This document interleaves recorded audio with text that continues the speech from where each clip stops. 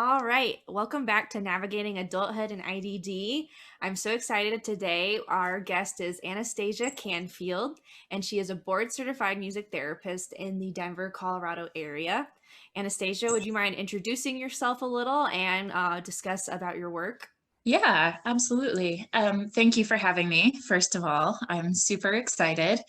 I own a private practice called Creative Remedies. I also work for my colleague's private practice, Rocky Mountain Music Therapy, and my primary the populations that I primarily work with are autism spectrum disorders and various mental health related concerns.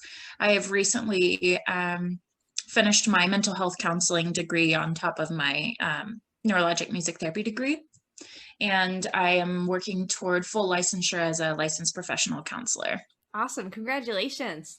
That's so exciting, and to Thank have kind of you. both of that, just to bring all that experience to the work that you do can really enrich it for our clients.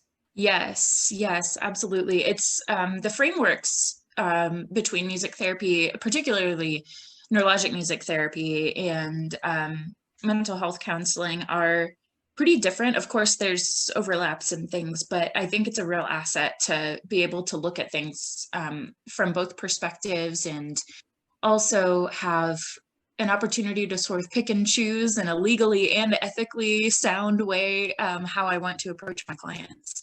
Yeah, definitely. That's awesome. All right, so today you wanted to discuss disability culture, which I think is such an important topic for working with adults with. And my podcast is IDD, but really it's all disabilities. I don't know why. I think I named it IDD because that was like specifically kind of the hot topic word in music therapy populations where I couldn't find resources when like searching IDD, but it's really all disabilities because there's more disabilities than just intellectual and developmental disabilities. So, and within that there's all this disability culture, so we'll kind of dive into a conversation, and because I think this could be something some people are not as aware of too. So would you mind kind of defining what disability culture is? I know that's probably a broad thing, and then we'll kind of dive into it. Yeah. As you said, it is a very broad thing. And I think that depending on who you ask, there might be different definitions too. And um, some of it for me is it's an interesting balance being someone who does identify with having disabilities myself. I have PTSD. I also recently was diagnosed with ADHD. And so my definition of disability culture, with that being said, PTSD, ADHD, but I am also a member of many majority culture groups in other ways. Like I'm a white cis woman. And so I guess I want to say that up front because I want to this is a topic that I think can be kind of sensitive in some ways in terms of how people identify what cultural aspects they subscribe to or don't, and that I'm not the expert.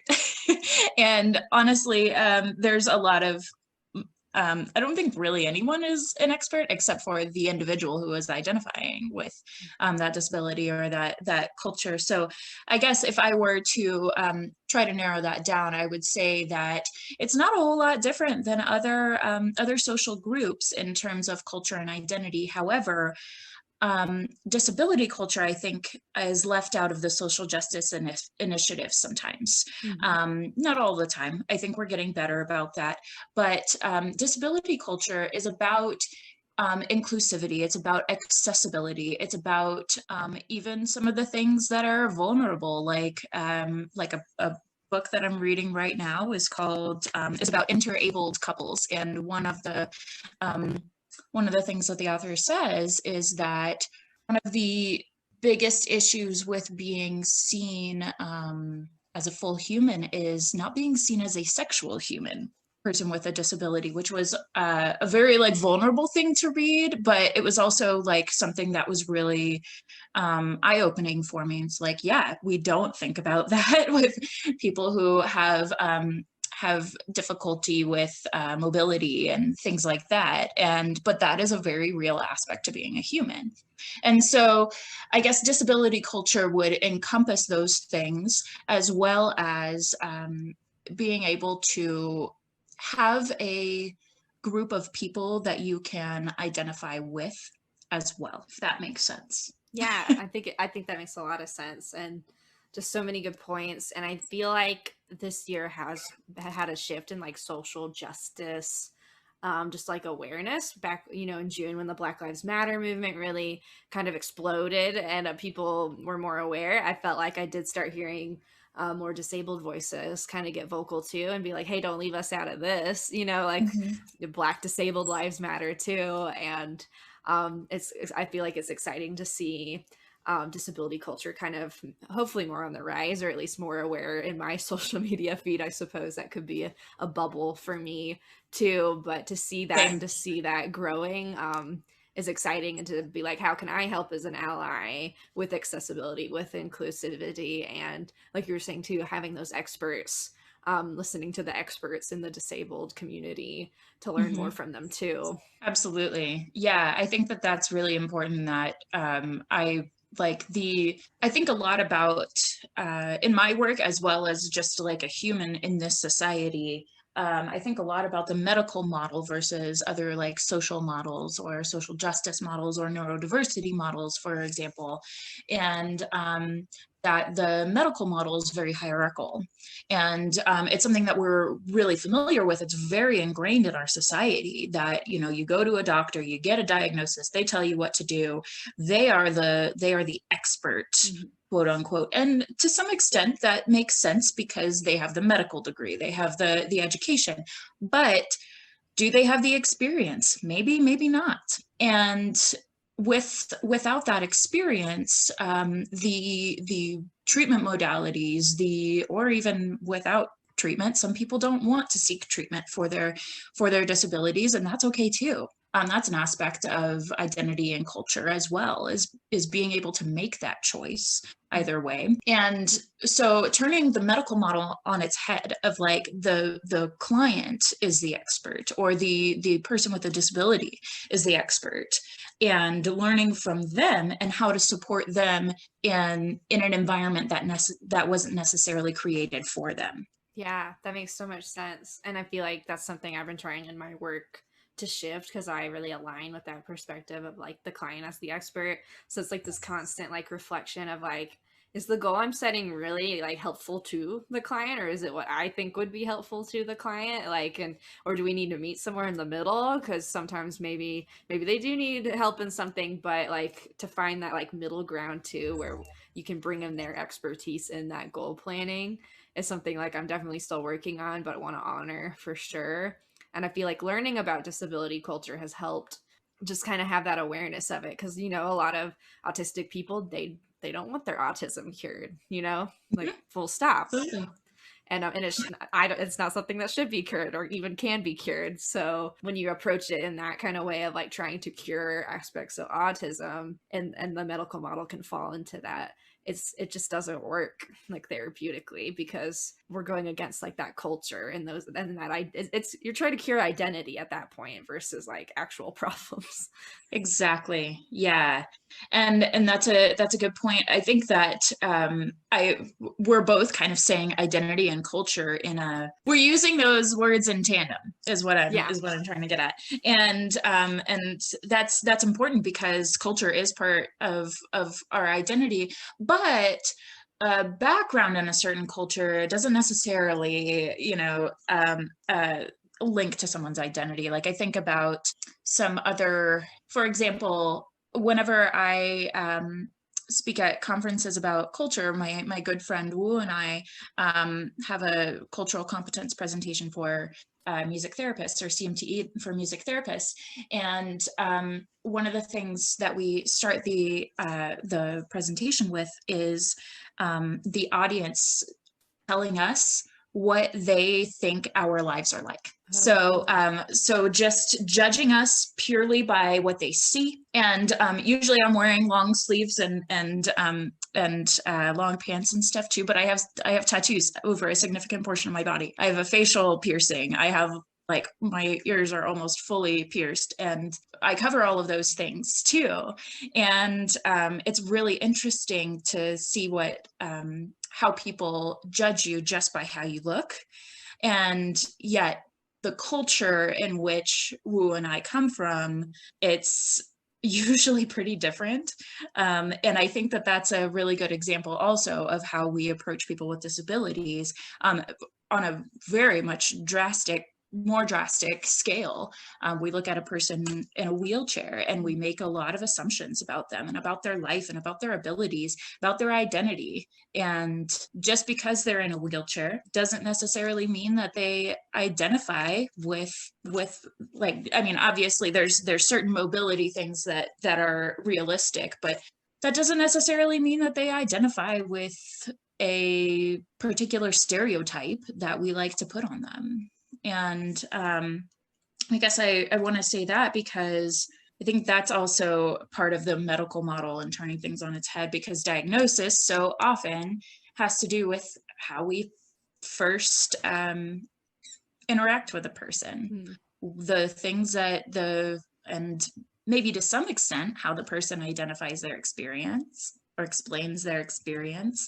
But a lot of times when someone goes to a doctor, they're the ones who are asking the questions, they're the ones who are doing whatever assessment, and they're the ones who give the diagnosis. Whereas, again, turning that inward or on top of its head for a client's identity and their cultural background, whether they identify with that or not, is an important aspect of disability culture. And I think also of deaf culture. We're a lot more familiar, I think, in this society with deaf culture, that some people who are deaf don't want hearing aids. They feel confident in their disability, and they identify with being a deaf person.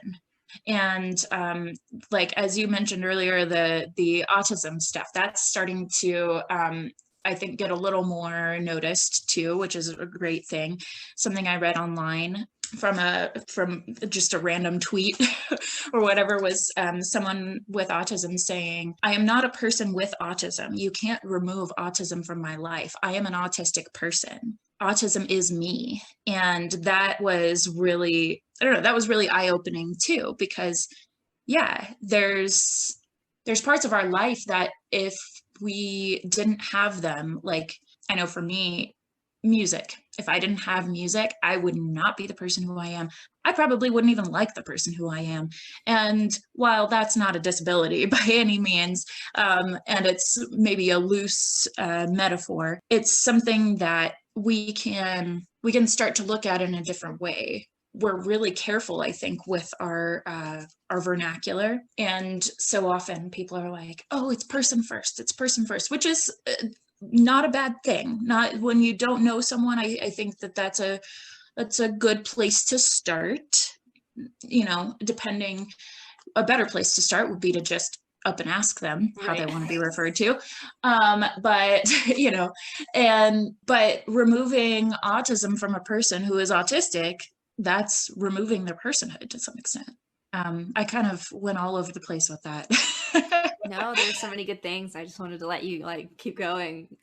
And I feel like what you're touching on a lot too is like the individual, and like, yes, there's disability culture, and yes, like it's awesome that you know, people with disabilities can like relate to each other and have these similar experiences, but at the end of the day, everyone's still an individual, and we can't, I think the medical model makes it where we can approach people that have autism in one way. We're looking for this, and we can improve this, you know, for each person. And it's like, no, they're an individual. Some of them are going to want identity first language. Some people might prefer person first language. Some deaf people might not want a hearing aid. Some might want a hearing aid. And it's going to come down to that individual at the end of the day. And almost as people, we need to stop like putting people in these really large boxes and being like, yes, this is the disabled community. They all think this one thing, where it's like, no, this is a community full of individuals, Hmm. and yeah, it's just ask them. Yeah, yeah, it's not a hashtag that I love is disability is not a dirty word. And I think that the more that we can internalize that, the easier these conversations are going to be, to ask people, how do you identify?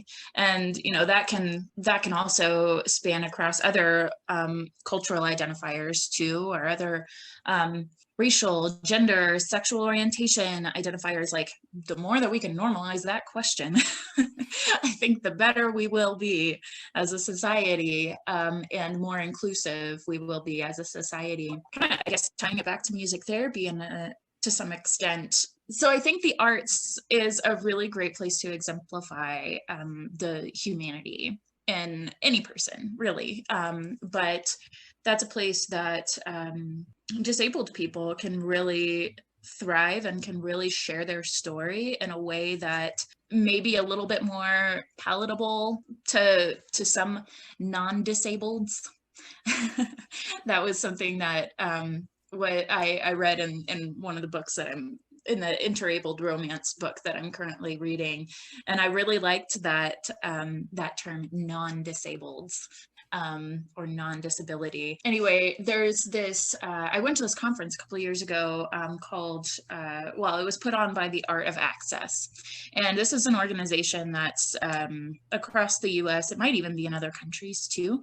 And they're not connected with any sort of like rehabilitative organizations or therapists or anything. In fact, I was the only therapist there, and I was kind of stigmatized, which was a really good experience because at first I bristled at that because I was like, I'm here to learn. But also I was like, it was because that was sort of an entry for me, not exactly an entry, but just I guess a different way to start to understand disability culture, in that like they saw me as wanting to change them. That wasn't my intention for being there, but it was a good experience for me to like have it in my face. And there were, yeah, performances from these community organizations, and there were museum curators and things like that, from all over Denver, and they were talking about accessibility. So accessibility for people with disabilities, disabled people, into museums. So sensory-friendly concerts, sensory-friendly museum nights, sensory-friendly zoo nights, things like that. And their initiative is to change the environment, or at least have opportunities for the environment to change for people with disabilities to be able to have some of the same opportunities that the rest of us do. Anyway, so bringing it back kind of to music therapy, is that that's a really unique opportunity, especially for us as music therapists, to honor people's culture and identity, including disability culture and disability identity. And because there's no wrong way to do art. And I think that as a society, we're much more okay with that. And that can start the conversation for these accessibility and inclusion opportunities in the community.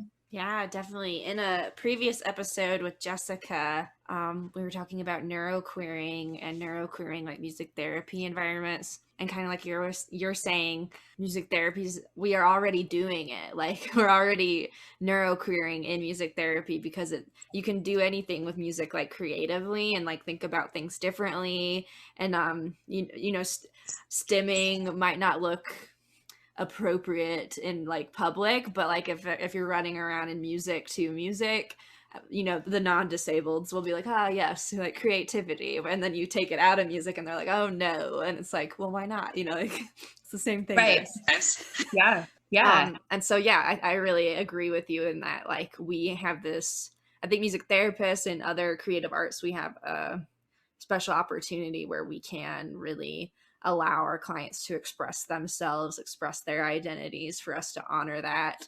and for us to like make it more accessible for them as well too. And we just have it a little easier because people don't think it's as weird when it happens in music. Absolutely. Absolutely.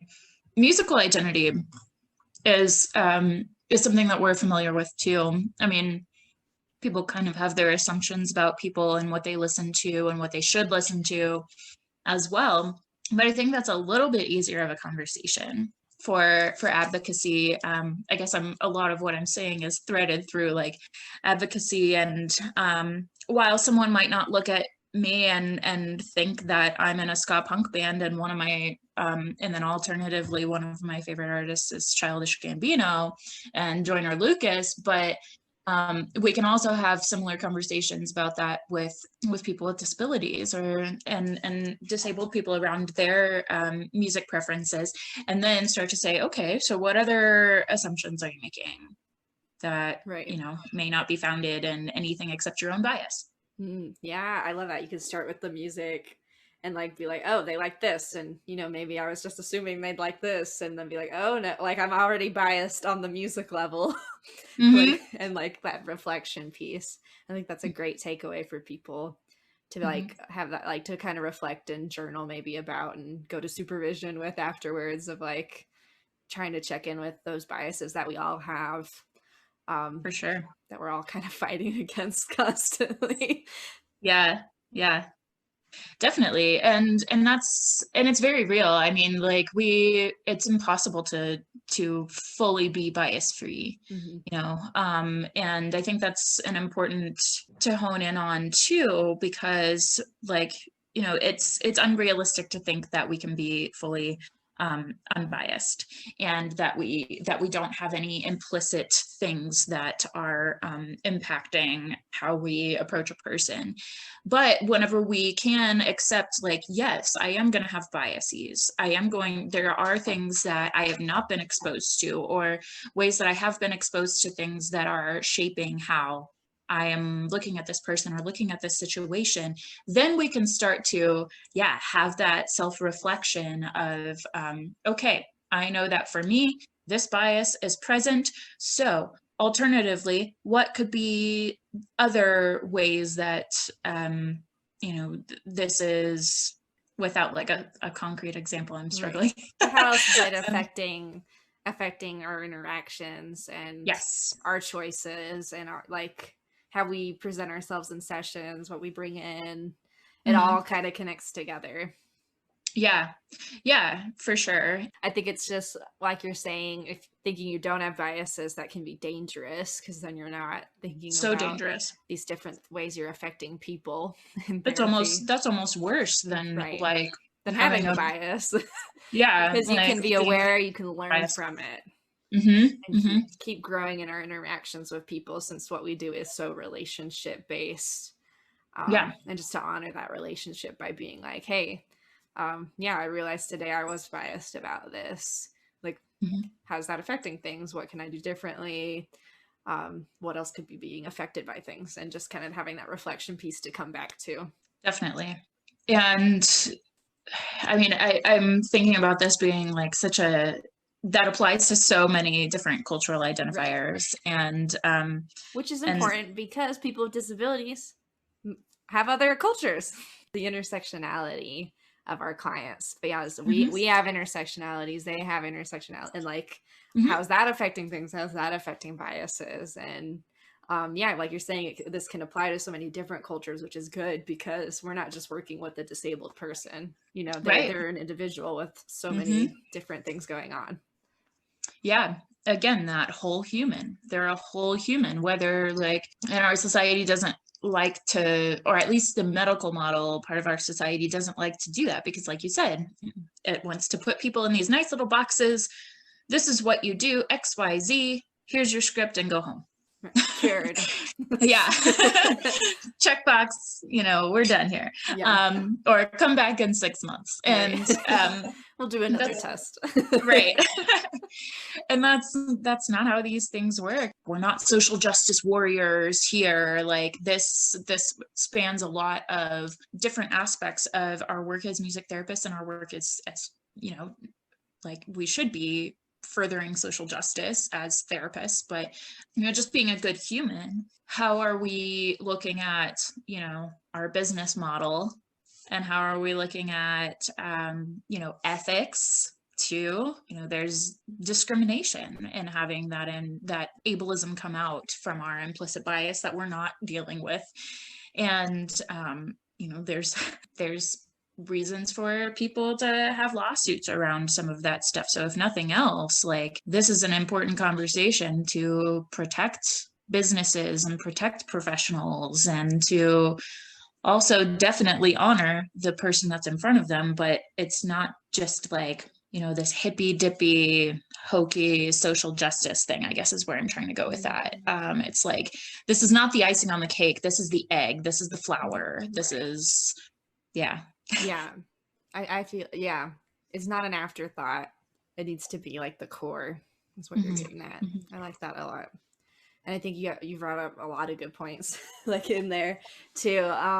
Yeah, because even with like business models, it can be eye-opening to like realize like, oh, things aren't as accessible to like who I actually want to serve. I know for me this year, I kind of realized a lot of my social media was just like not accessible to maybe people with vision impairments or deaf people, like on social media, or even this podcast. I recently have started doing transcriptions, but I didn't for the first couple episodes, and I had to kind of go back and go to those biases of like, if I'm making a podcast about disabilities, disabled people need to be able to access this. Yes. And if I'm serving people with disabilities, they need to be able to access my posts that are marketing, and keep them in the loop and keep them included. Otherwise, who am I actually targeting? And kind of like reflecting on those biases this year. And that's stuff I'm definitely still working on too.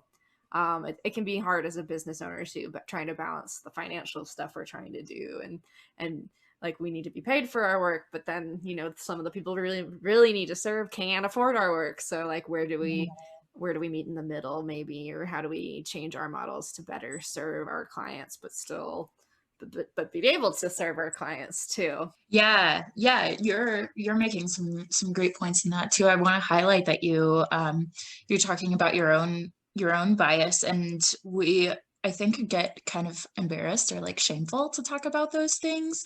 And I also want to normalize that we all have them. I mean, every person we come in contact with has bias. And again, it's what we talked about earlier, that it's important to know those things, and to learn from them. Like, we can't go through this life and not learn. And that's just, I think, a life skill, but especially whenever you are working with other people for a living. And we do better whenever we can do better, and we can do more good, and we can serve our clients better, and be better humans, honestly, whenever we can accept those biases and recognize, yep, that was something that I did at one point in time. I would not do it again, but I learned from it, and so it served a purpose. And or to learn from, I was in this stage in my life, and that this that influenced how I addressed this person or addressed this culture. And now I know better, so I'm going to do better. I can't change what happened before. And that's the same for every person that we come in contact with, and we can normalize that. And when we can normalize that, I think there will be a lot more drastic change.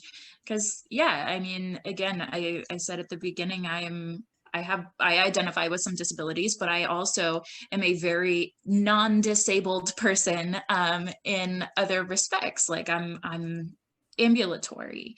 I don't have speech impairments or auditory impairments, aside from like, just Music. going to too many concerts and having tinnitus, but that's my own doing. And so, and I belong to majority culture things,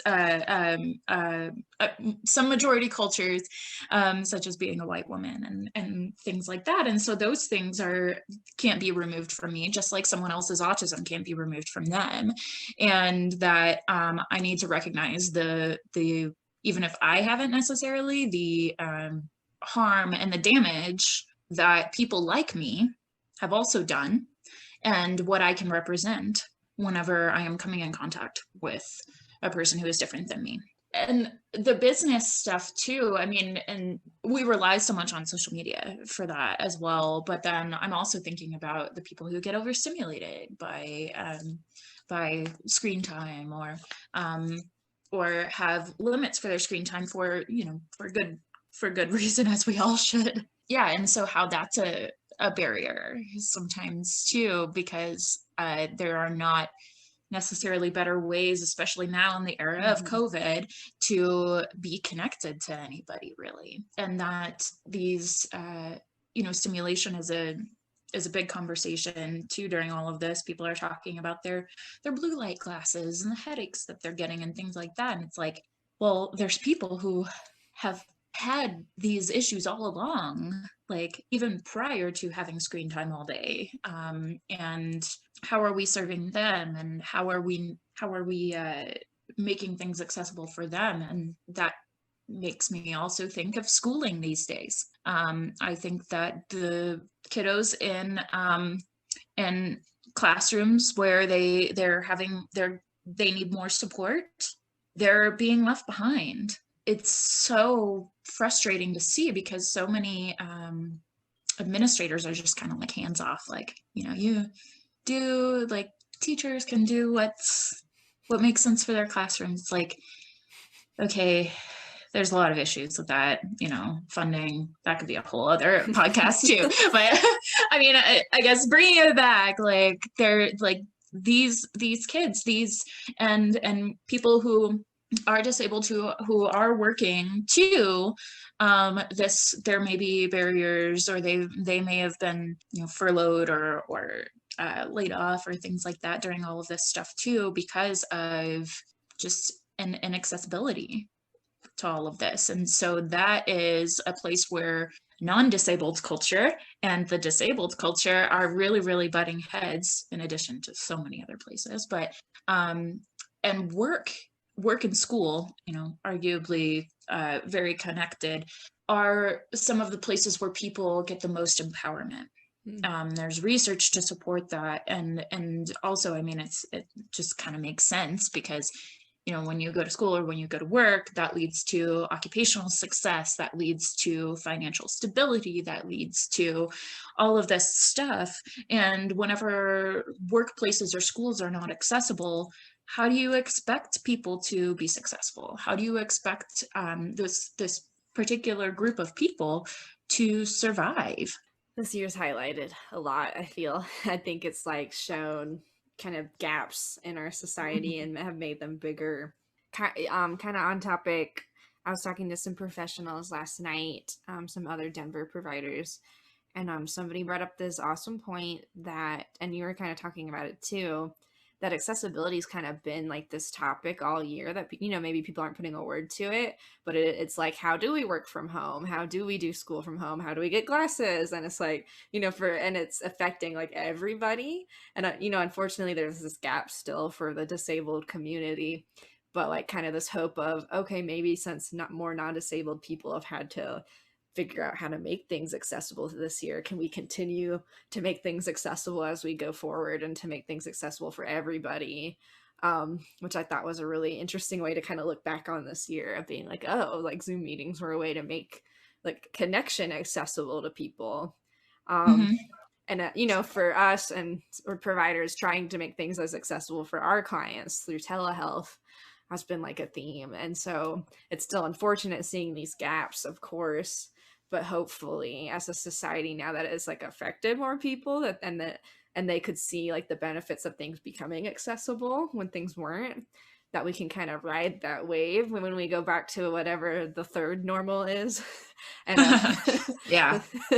and hopefully not leave people behind. Be like, let's continue this wave. How can we continue to make things accessible? Remember when you had to figure out how to work from home? There's still people who are disabled that need to figure out how they are going to work in society. How can we contribute to that? Right. And also, I mean, bringing it back again to laws, ethics, business models, they legally have a right to be able to work and to be able to get the supports that they need in their environments. A lot of employers have find loopholes, or people just don't push back whenever employers do, Or they can't afford to say. push back. Exactly. Whenever, employers say, oh, we can't provide that, that special desk for you. So, sorry, you're going to have to work over here in the closet or whatever. Like, I know that sounds like ridiculous, but like that happens. It's wild. And like, how dehumanizing. Like, we can't purchase a desk that your wheelchair can fit under. Okay, like what else are you using that money on? And so, and yeah, these are all, I think a lot about like, ADA compliance too. I have thought myself about like becoming like one of those auditors or something. And because the more that I'm learning, the more whenever I go into some like a restaurant or like I'm not now, but any place, like what are the little things that are keeping people from like where are the ADA violations? And they're everywhere. They're all over the place. Like, I mean, even in my own house, I live in like a tri-story house. Like, I have a friend who has spina bifida, and she has to be carried all through my house. And I like she's super cool about it, and like she's used to it, but it's something that like she could never purchase a house like this, not because necessarily she couldn't afford it, or like, which also could be an issue too, but like if this were the only house or the only type of house in an area where she really needs to live, that like that's not an option. Right. Yeah, I think about like which way do the doors open, like whenever we go to a like any store or something, are they opening inward? Because that's an accessibility thing. Are they automatic? Where are the buttons if they're not automatic? The buttons to open them. And where are the ramps? Do the ramps have like ridges on them that for some could be helpful for like traction, but then others it makes it a lot harder for them to get over that, get on that ramp, or to propel themselves up the ramp. And yeah, business ethics, legality, like these things are like, there are laws around this stuff that it's, I think, also important for people. Again, if nothing else, if you don't care about anything except for the bottom line, you should try to avoid a lawsuit, like, and there's a lot of places and a lot of ways that people are legally required to offer these accessibilities, but they're not. Right. And that's a microaggression. That's a macroaggression, to be honest. If we're talking about like culture and discrimination and things like that, I believe ADA had its 30th anniversary this year. I remember that it was earlier. That 2020 had all kinds of things, and that was interesting because it was like for me it was like this weird kind of like half celebration because it's like yay laws, but also like half like but nobody enforces this. Like, so it exists, but nobody cares, and like there's a lot of that conversation too, and which. Yeah, actually, that was one of the Thank you. You jogged my memory. You were talking about intersections earlier, and this is another thing. Is like you said, people with disabilities are not just a person with a disability. They have other racial or ethnic or religious or socioeconomic intersections too.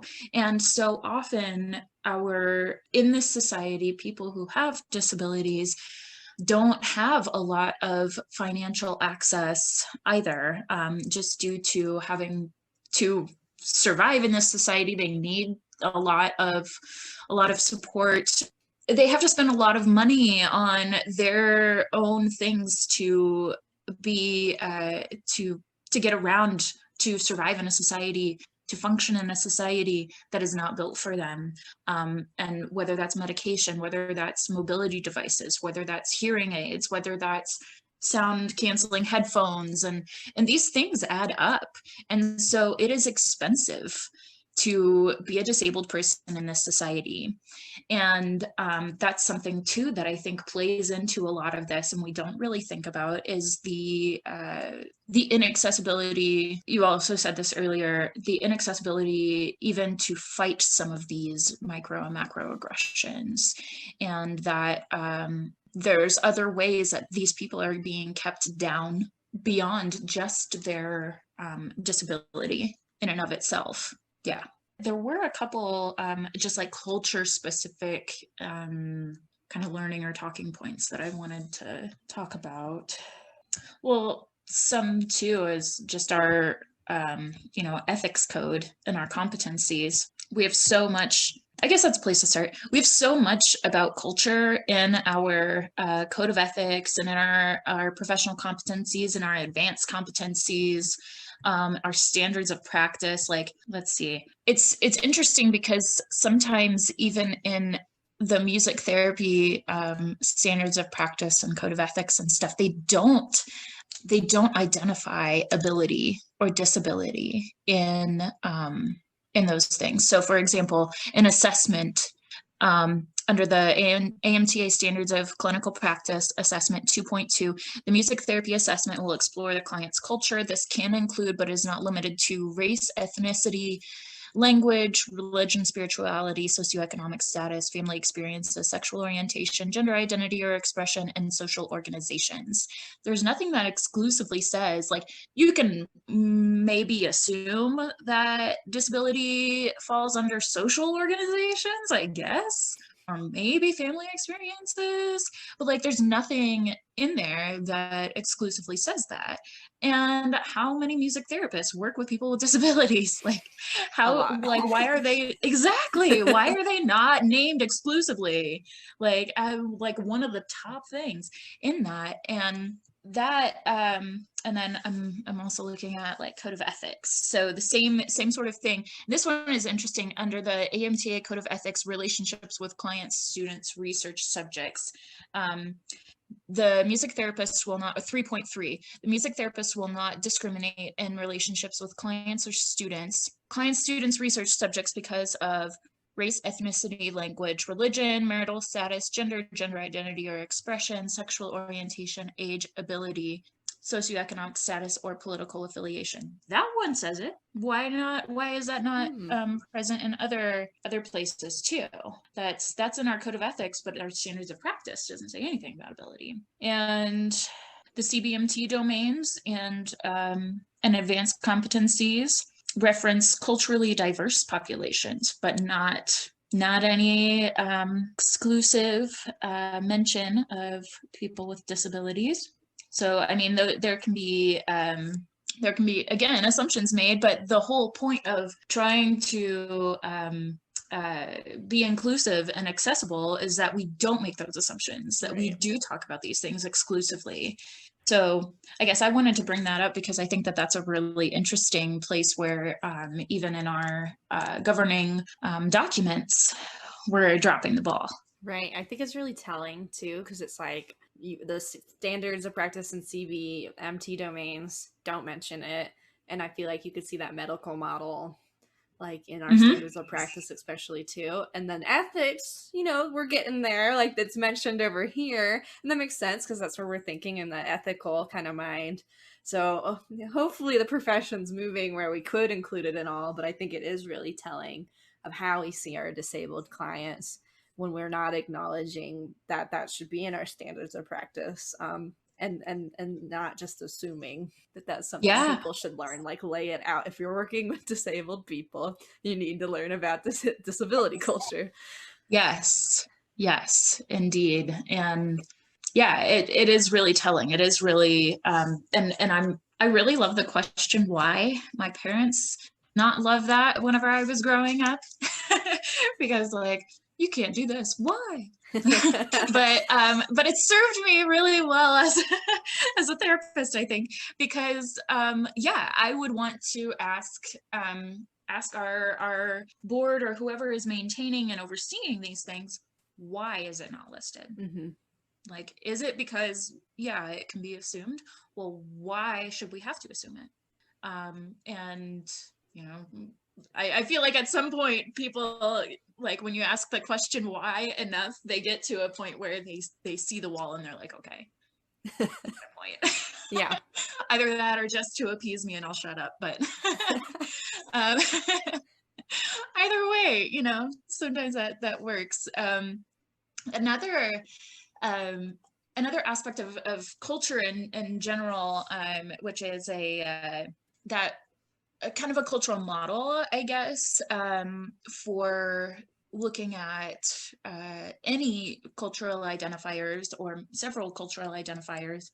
Um, and breaking them down a little bit is a model by Leach and Aiton. I don't remember what journal they published this in. Actually, no, I think it was in a book. Anyway, so there's different levels of culture that Leach and Aiton have referenced. They reference specifically, and there's many models and levels that people reference, but their particular model is that the levels of culture go anthropological, national, group, within group, and individual. So that's kind of like going big to small. And so anthropological is like country, like big society, big S society overall, and some like the aspects of that. So like American culture, that's the anthropological, or even North American culture to some extent, although I hesitate to say that because I think that Canada and Mexico are like different sorts of, they definitely have different cultural experiences. But so like US culture in general, and how do we approach things like medical model versus social and neurodiverse and disability inclusivity models. Then national, which I guess if I'm using that example, arguably those two are the same. But then group, so that could be thinking about like a certain state or a group within that country. So people with disabilities in the US, that could be that group. Within group could be like autistic people within the disability group within the US. And then individual is like a case study. And so if we think about those things, there's many layers of we're like onions, if we can quote Shrek. And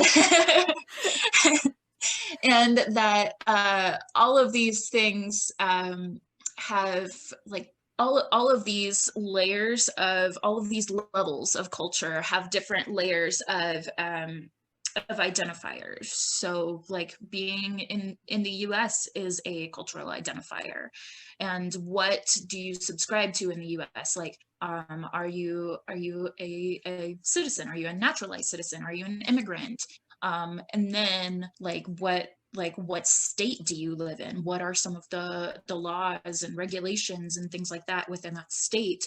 And then what groups are you a part of within that state? And I guess I wanted to bring that up for kind of thinking about how we can conceptualize the whole person and our own culture too, our own biases, because we are not acultural beings. I Right. think a lot of times, especially in the US, we think that white people don't have culture, and that is absolutely so wrong. And that is very harmful too to think about, because we're part of a majority culture. And what are the aspects of that majority culture? And how are those aspects inclusive or not of people who are different than us? So, Right, like important questions to kind of reflect on. And I feel like that gives even like a clear way, like you could think about maybe some of our clients that you work with, because you could think like, oh, they are in this group and they're an individual over in the US, what does that mean? But and come back to the individual, but also be reflecting on the different layers and what are our biases with those layers too. So thanks for sharing that information. I feel like I'm learning a lot from you too, like in this discussion as well. So I'm excited to just have this information and share it with others. yeah. And any of these resources, I'm happy to send you, and also like other recommended reading and stuff like that. Um, Another thing with the levels of culture too, I think that it's an easy way to start to look at comparisons to other anthropological levels, other national levels, other group levels, things like that. So like, so if we're looking at national level, so we're in the U.S. What are some of the similarities and differences, say, in the U.K.? Since we compare and a lot to Western Europe in a lot of ways, in our culture and things like that. What are some of the similarities and differences? What are some of the similarities and differences in Eastern nations? And so how do they approach some of these same aspects of culture? And so I think that it can be, yeah, helpful in, like you said, breaking things down, looking at these different layers, looking at the implicit bias in certain layers and identifying that too. Yeah, because it could be like at the end of the day, maybe like you don't understand something about your client, and then they're from maybe like another country, and you're like, oh, like you could end up learning like, oh, they think about this way, and that's why we're clashing on this. And it's like, now that I know this, we can kind of like move through that in our relationship and kind of have that understanding of each other, because yeah, different cultures have different perspectives on things, and just to be aware of what those are. Absolutely. That makes me think of an article. I believe it was in the Australian, or maybe it was in the Nordic Journal of Music Therapy, but the case study was conducted in Australia. There was a music therapist who was a GIM trained music therapist, Bonnie Method, and something that came up with their client was a black swan within their imagery. And this person, I don't remember exactly where this client was from, but I guess where the therapist was from, like a black swan was like a bad omen, like it was not good. It was yeah. However, where the client was from, that meant like security and beauty and things like that. And so it took a couple sessions, but the therapist finally brought it up. It's like, this keeps coming up. Like, what is going on to bring up this black swan? And the client's like, what are you talking about? Like, that's a good thing. And so, like, that's exactly what you were kind of referencing, of like different meaning Yeah. across cultures too. And I think that can apply also to disability, with, again, the hashtag disability is not a dirty word. Like, you know, being an autistic person to somebody is a really empowering thing to say. And there's a lot of meaning behind that, a lot of identity behind that. But someone who maybe doesn't feel comfortable with that identity first language might say, oh, you're outing yourself, or you're, things like that. But the meaning behind it for the client is really important. Right. And it's how can we understand what is meaningful to our clients instead of us projecting our biases and what we think is meaningful. I think that's what it comes back to. Mm-hmm. Yeah, absolutely. Awesome. Well, I feel like we've answered this, but I did write down a question. I wrote, how can music therapists and other professionals use knowledge about disability culture to be better clinicians? And I think we've been like covering that topic, but if you want to kind of sum up anything or like offer advice in general, what would you want to give as like a takeaway about disability culture for clinicians to do better? I think there's a couple things. One, definitely read about your population and read. I would even, not just like, peer reviewed, like that stuff is great. Not demonizing like peer reviewed articles, academic articles, things like that. But in addition to that, also read like autobiographical things by individuals with whatever disability you're working with, or the grander disability group, again, the cultural levels, like their own words, their own writings. Watch TED Talks. There's a lot of people with disabilities who do TED Talks. Like, just normalize hearing from that group what their experiences are. Ask your client. Like, even if it's, sometimes, again, accessibility things, that might get in the way if there are, communication barriers or something like that. But there are always ways that we can get a client's input on something, even if it's like yes or no, this you enjoy this song, or things like that, and then breaking things down, giving them the opportunity to advocate for themselves, and ask why. If you are in positions where you feel like something's not quite right, and explore your own culture, explore your own biases, explore what is, own those things, because there's nothing wrong with them. The only way that there can be anything wrong with them is, like you said, if we project it and we harm someone in that process. There's nothing wrong with being a white person. It's what we do with our whiteness that can be harmful. There's nothing wrong with being a cis person or an abled person or whatever. It's what we do with those things. And so exploring that and doing self-reflection. For the overachievers out there, going to like disability marches, I think is a really cool experience.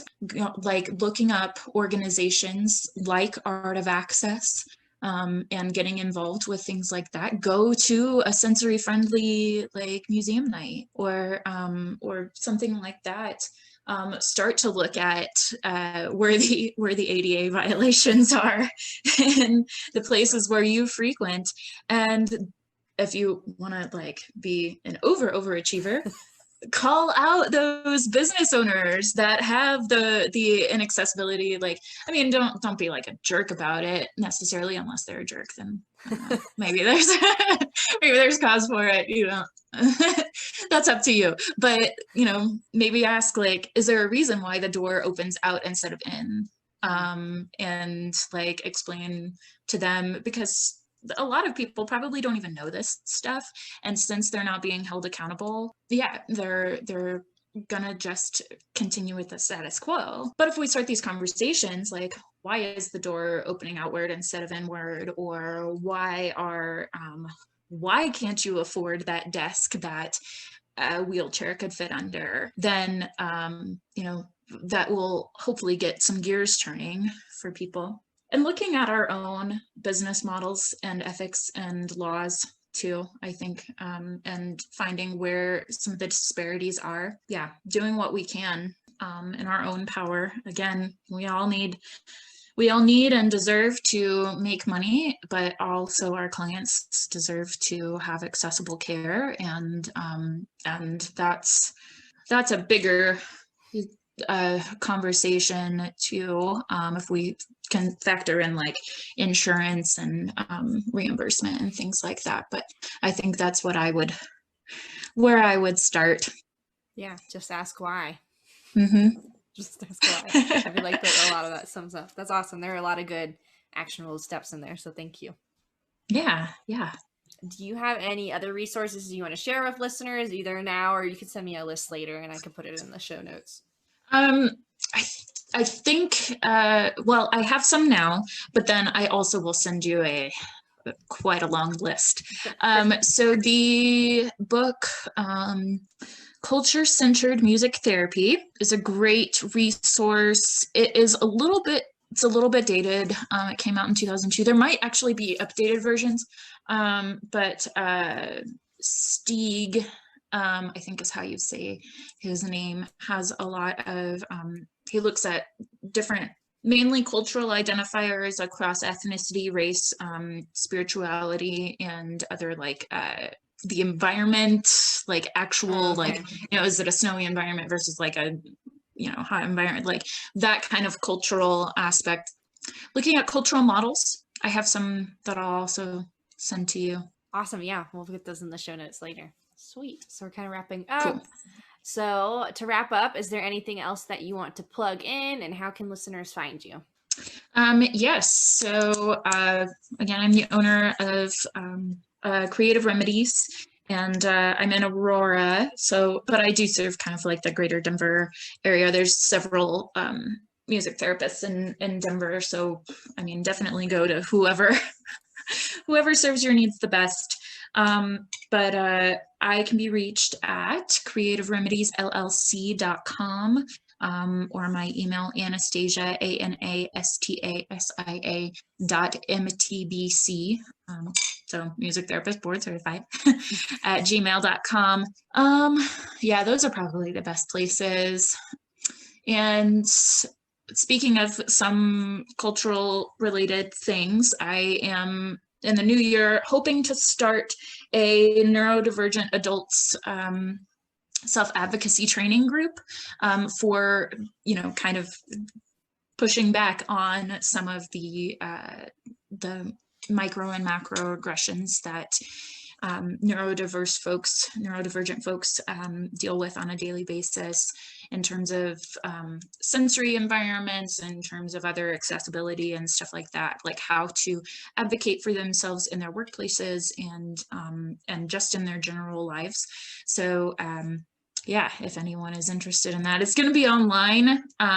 So I'm open to having anyone from any other state or any other area involved for the foreseeable future until, the vaccine gets out and we're kind of in a third normal, as you mentioned. I like that term. Yeah, so if anyone's interested in that, please contact me at my email or website. Awesome. Thank you so much for coming on, Anastasia. Yeah. Thank you so much for having me. This has been great, and I appreciate your patience with my my train of thought being kind of all over the place and taking on different tracks as it goes. Yeah, of course. That's So probably much my good own information there. disability identity coming out there. No problem at all. There was so much good information. Awesome. Thank you. Wasn't that an awesome conversation with Anastasia? I liked how it moved a little bit out of the kind of interview format into really a conversational one where we were able to just discuss disability culture and its relevance to our work, and the importance of recognizing different cultures and having that cultural humility with our clients. Kind of as a disclaimer, and Anastasia touched on it, neither of us are experts. This is such a broad topic, and there's so much more we could have discussed. We could have gone in, multiple directions. We could have another podcast episode or probably more to continue discussing this broad topic. But hopefully we started touching the surface a little bit today to get you thinking, and we'll provide more resources in the show notes to continue. But it really does come down to like self-awareness, self-learning, supervision, peer supervision, and kind of that constant lifelong learning so that we can continue to provide the best services for our clients in the most ethical and cultural aware ways. Some things I wanted to touch on in our conversation and highlight real quick is, we talked about culture, which is broad. We talked about identity, which is a huge topic. So we just scratched the surface with that and kind of our roles as music therapists with identity and music therapy. We really emphasize the individual. Yes, there's disability culture and it's important to know and to talk to disabled voices and to listen to disabled voices, but also recognizing that disability isn't a person. It's going to come down to the individual and what do they prefer, what is their culture, what are their different cultures, and how do they all come together to create this whole person, this individual that we're working with, and to keep that relational aspect in mind at all times. We also talked about the arts and humanity and how as music therapists we have that unique position to really allow clients to express themselves. And other professionals can do this too, art therapists, dance therapists, creative therapists, but even other professionals working with adults with disabilities. How can we make sure we're positioning our clients as the experts in their care and in their treatment and in their lives? Also, another great point Anastasia brought up was normalizing our biases. We all have biases. We are all biased. And it's about recognizing what are those when they come up, how are they affecting things, and how can we keep learning to make sure we're creating spaces that aren't creating harm and are doing the most good. And we also discussed accessibility, which is a huge topic on this podcast. And just kind of that environmental aspect of the environment is constantly what is disabling people with disabilities, not necessarily their disability, it's the society we live in. And so how can we be more aware of ways to make sure we're making spaces, even physical spaces, accessible, not only because it's legal, but because it's the right thing to do, and it's illegal to not have these places accessible. So just to be good people is, I feel like, a summary of this podcast, and maybe even 2020 kind of looking back. How can we be good people? So yeah, check out the show notes for more resources on disability culture, and otherwise continue to kind of search out disabled voices and what are their experiences, what is their knowledge, and really learn from them. So to wrap up today, we're going to go over the session plan of the month, and I'm really excited about this session plan. It was a collaboration with Spectrum Creative Arts, a music therapy business in New York, and we collaborated to create one cohesive winter session plan, kind of divvying up the interventions. And we have videos that show the whole implementation, as well as visuals and lead sheets for every single intervention. So the session plan is a hello song, and I should say they're all original too. So these are all original interventions by different music therapists, including myself. So there's a whole new winter hello song, a winter drumming intervention, a winter December songwriting intervention, winter instrument play, sounds of the seasons, relaxation, and a winter goodbye. So you can find the session plan on my blog at rhythmicrootsmusicservices.org /blog, and it's also on Spectrum Press's blog as well, and those will be in the show notes. So please check this out and let us know what's your favorite. If you use any with your adults with disabilities, we would love to know and to hear how it goes.